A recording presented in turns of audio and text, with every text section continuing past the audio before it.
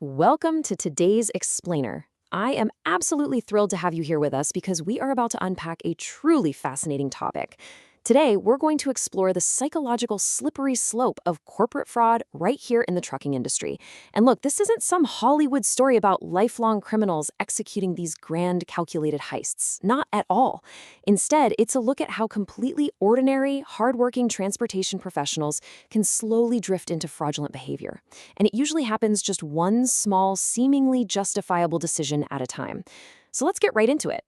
A lot of carriers do not wake up one morning and decide to become fraudulent. I really want us to start by completely dismantling the stereotype we probably all have in our heads, right? Like when we hear fraudulent trucking company, we immediately tend to picture this intentional, mustache-twirling corporate villain who's just sitting there trying to beat the system on purpose. But honestly, that is simply not how it usually starts. It's so much more subtle and, frankly, a lot more human than that. Okay, let's dive into this and separate the myth from the reality. The myth out there is that fraud exclusively lives in these sketchy, fly-by-night outfits with fake addresses and doctored paperwork. But the reality? Fraud actually often begins in perfectly normal companies. We're talking about businesses with owners who genuinely, deeply understand the industry, drivers who work incredibly hard out on the road, dispatchers who are just desperately trying to keep freight moving, and safety managers who really are trying to keep files organized. These are normal people running a completely normal business. Which brings us to the catalyst of pressure. So if we're dealing with normal, well-meaning companies, what exactly pushes them off track in the first place? Well, it begins with environmental and financial catalysts that build up this immense pressure. And if you're a transportation manager, you already know this exact painful sequence. It starts when freight slows down. Then, boom, a major customer decides to jump ship for a cheaper competitor. Insurance costs inevitably rise. Suddenly, equipment starts breaking down at literally the worst possible time because, let's face it, equipment has a special gift for doing exactly that, right? Cash gets dangerously tight, and maybe a key employee quits under all the stress. This is that compounding, unavoidable weight on a manager's shoulders. Everybody starts running hot, and it's under this intense, heavy pressure that somebody, somewhere, makes a decision. And that decision usually centers around 4 words. It's only this once. That trap comes packaged in those 4 dangerous words. Let's look at a real-world scenario. A driver's medical card expires over the weekend, right? But dispatch keeps the driver moving because this critical load absolutely, positively has to go. The rationalization is super simple. We'll fix it Monday, it's only this once. It's just this tiny, quiet little rationalization that allows a vital compliance rule to be totally ignored just to keep the wheels turning. Or here is another incredibly common example. A truck goes into the shop, the physical repair actually gets done, but the paperwork wasn't finished on time. So to avoid an issue, someone goes in and alters the maintenance record after the fact. The justification? Well, the repair was done. Just clean up the record. It's only this once. You can see how a small paperwork shortcut literally starts to alter reality, simply because things were running a bit behind. And that brings us right into the classic customer service trap. A compliance log issue pops up, but the customer who's waiting on the freight is already furious about a delay. And, nobody wants to make another phone call to an angry client, so the log issue just gets swept right under the rug. It's only this once. See what's happening? We are actively trading long-term compliance for short-term conflict avoidance. Finally, consider your high-earning driver. This specific driver keeps exhibiting the exact same problem, but because they make serious money for the company, the issue gets a pass. Instead of formal discipline, it's handled with a quick, totally undocumented hallway conversation with zero real follow-up. It's only this once. But, as we all know, these individual moments start to compound, creating this rhythmic, underlying feeling of dread. Now, what's really interesting about this slide is how we transition into a space where shortcuts actually become systems. Because the real danger isn't the pressure itself. Look, every trucking company faces pressure. The danger is when a one-off shortcut quietly morphs into your standard operating procedure. I want you to follow this insidious psychological progression. Step 1. The very first time someone bends a rule, the exception feels wrong. It's uncomfortable, but they survive it. Step 2. The next time it happens, the exception feels familiar. The guilt is starting to fade. Step 3. Fast forward a few months, and the exception simply becomes how things are done.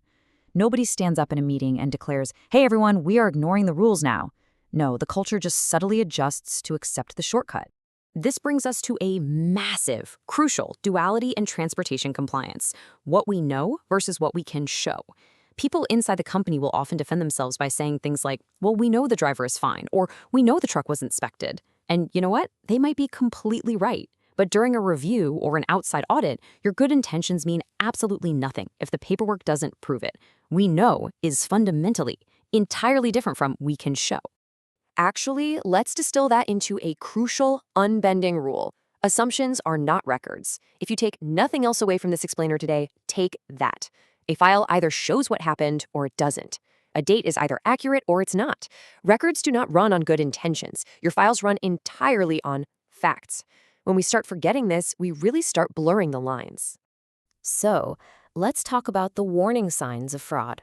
How do we spot this shift before it's way too late? Let's shift into diagnosis mode and identify the early symptoms of a changing corporate culture well before leadership is genuinely surprised by a massive outside audit. If you really want to know what your culture is, look at what leadership tolerates when the pressure is on. Here are the critical warning signs to watch for.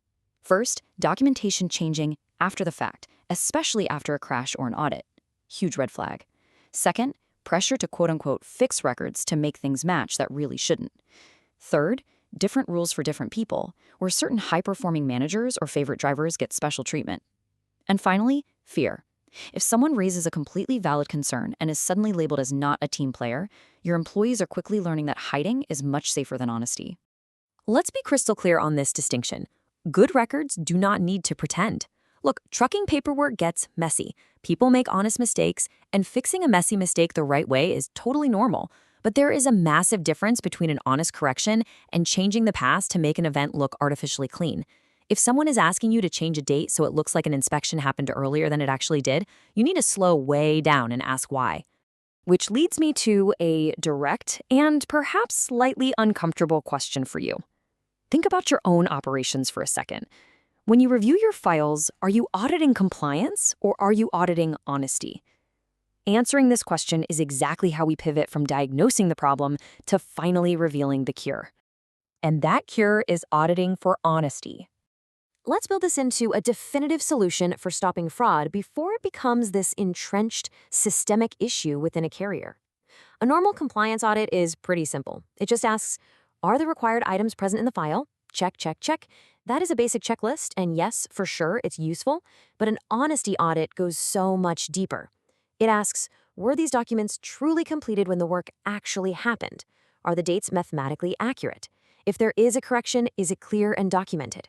Can someone explain exactly why a record changed?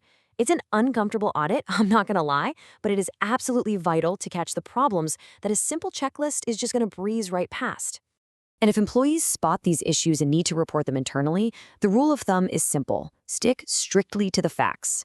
Not rumors, not these, well, everybody knows assumptions. You need concrete facts, dates, specific documents, actual conversations.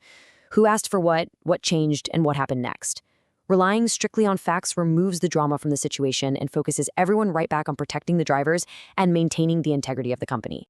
Because ultimately, the greatest safeguard isn't just having some giant, dusty binder full of perfect policies. The best carriers prevent fraud because good leaders make honesty safer than hiding. It's just human nature. If every honest mistake turns into a public beating, your employees will learn to cover things up. A bad process? That can be improved. But once your people start altering records to protect themselves, the problem becomes exponentially harder to fix. So I want to leave you with this final provocative thought. Good carriers do not drift into fraudulent conduct overnight. They get there one rationalized decision at a time. So ask yourself right now, are you paying attention to the small exceptions, those just this once moments, before they quietly become the way your company operates? Thank you so much for joining me for this explainer. I really hope this gives you a powerful new lens to evaluate your own organizational culture and your auditing practices. Until next time, keep learning and keep looking closely at the details.